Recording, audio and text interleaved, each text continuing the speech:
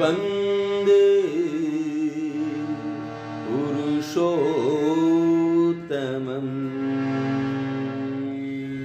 পরম প্রেমময় শ্রী শ্রী ঠাকুরের শ্রীচরণে আমার অনন্তকোটি ভক্তিপূর্ণ প্রণাম।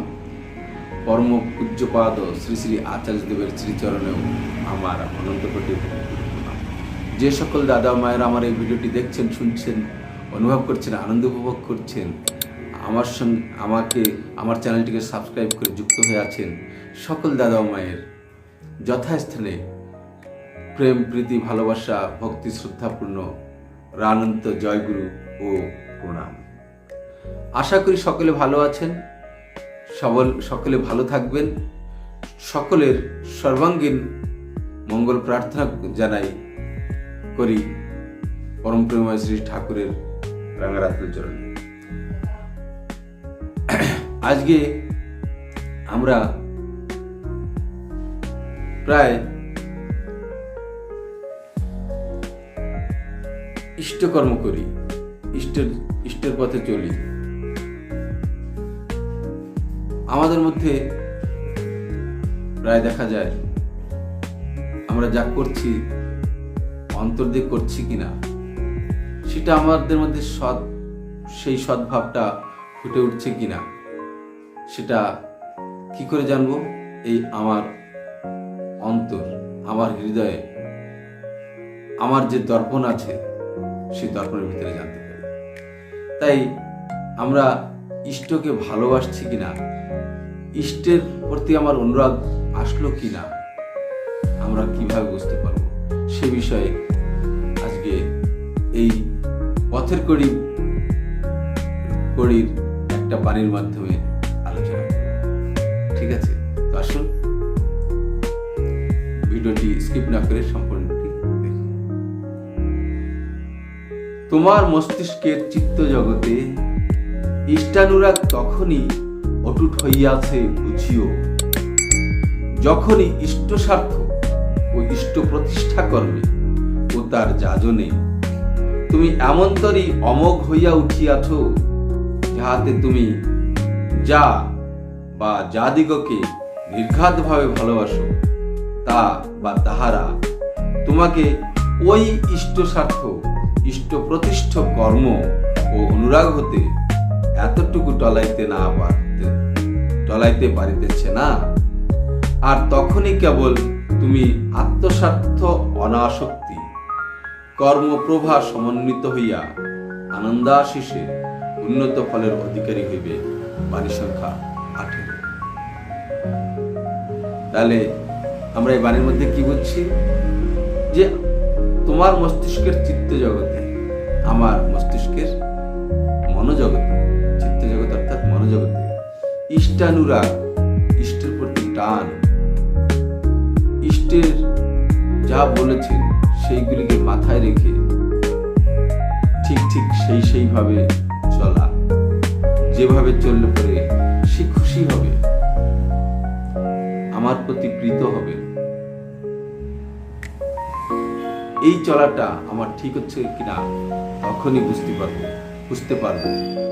অটুট এবং অচ্যুত ভাবে হচ্ছে কিনা তখনই বুঝতে পারবো, যখন আমার ইষ্ট স্বার্থ অর্থাৎ ইষ্টকে প্রতিষ্ঠা করার কর্ম, যাজন ইত্যাদি অমোঘ হয়ে উঠে আছে কিনা সেটা দেখতে হবে। আমি তুখর হয়েছি কিনা, প্রখর হয়েছি কিনা, ইষ্ট প্রতিষ্ঠার মূলক কর্ম আমার জীবনের প্রধান কিনা, মুখ্য কিনা, আমার জীবনের প্রাধান্যতা কেমন। আর এই প্রাধান্যতাটা বা এই যে ইষ্টকে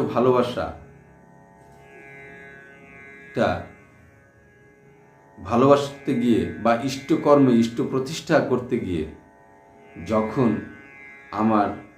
আমি যেসব জিনিসকে ভালোবাসি আমার ব্যক্তিগতভাবে, সেইগুলি আমাকে টলাতে পারছে কিনা, অর্থাৎ আমি কে, আমার মন, আমার বিবেক আর মনের সঙ্গে আমাদের ভিতর কি আছে? বৃত্তি, প্রবৃত্তি, বিভিন্ন প্রকার প্রবৃত্তিমুখী অন্তরাস, ইন্টারেস্ট, আগ্রহ আমাদের মধ্যে থাকে। তাই দেখা যায় অনেক জায়গায় যে আমরা ইষ্টকর্ম করতে চাইলে ফাঁক পেলেই আমরা চলে যাই আমাদের প্রবৃত্তি ঝোঁকা কামে। যেমন গল্প করা কিংবা বিভিন্ন রকমের নেশাদ্রব্য পান করা, এরকমভাবে অনেক কিছুই থাকে।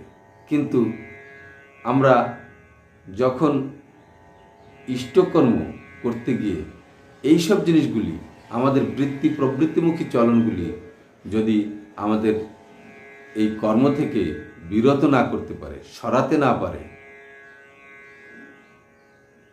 তখনই বুঝতে হবে আমি ইষ্টস্বার্থ বা ইষ্ট প্রতিষ্ঠামূলক কর্ম করছি।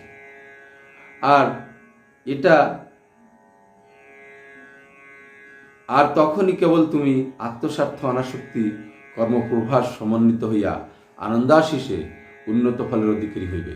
আর তখনই আমার যাজন কার্য, যখন আমার সমস্ত প্রবৃত্তিগুলিকে নিরোধ করে আমি ইষ্ট স্বার্থ প্রতিষ্ঠার জন্য পাগল পারা হয়ে পড়তে থাকব, খাওয়া দাওয়া, ঘুম ইত্যাদি যখন আমার এই চলার পথকে বিঘ্ন না করে, বিঘ্ন ঘটাতে পারবে না আমার চলার পথে, তখনই আমি কি হব? আত্মস্বার্থ অনাসক্তি। আমার আত্মস্বার্থের উপর কোনো আসক্তি থাকবে না, আমার নিজের কোনো স্বার্থ থাকবে না, আসক্তি হব না তখন আমি। আর তখন কি হবে? আমার ভিতরে কর্ম করবার প্রভা অর্থাৎ প্রতিভা সমন্বিত হইয়া আনন্দাশিস পাব এবং উন্নত ফলের অধিকারী হয়ে উঠব। অর্থাৎ আমাদের মধ্যে অনেকেই আছেন যারা ঠাকুরের পাঞ্জা পাওয়ার জন্য দৌড়াদৌড়ি করছে। তাদের জন্য এটা অতি আবশ্যক। কেবল তাদের জন্য না, যারা ইষ্টস্বার্থ প্রেমী, ইষ্টকে প্রতিষ্ঠা করার ঝোঁকে চলতে থাকে, তাদের জন্য এটা অতি আবশ্যক যে আমরা সত্যিকারের ইষ্ট প্রতিষ্ঠামূলক কার্য করছি না আত্মস্বার্থ প্রতিষ্ঠামূলক কার্য করছি। এটা আমরা বুঝতে পারবো তখনই যে আমার কোনো প্রকার প্রবৃত্তি আমার ইষ্ট প্রতিষ্ঠার কাজের মধ্যে বিঘ্ন ঘটাচ্ছে কিনা। ঠিক আছে, তো আজকের বাণীতে এতটুকুই। আবার আরেকটা টপিক নিয়ে আসবো। ততক্ষণ পর্যন্ত আপনাদের কাছ থেকে বিদায় নিচ্ছি।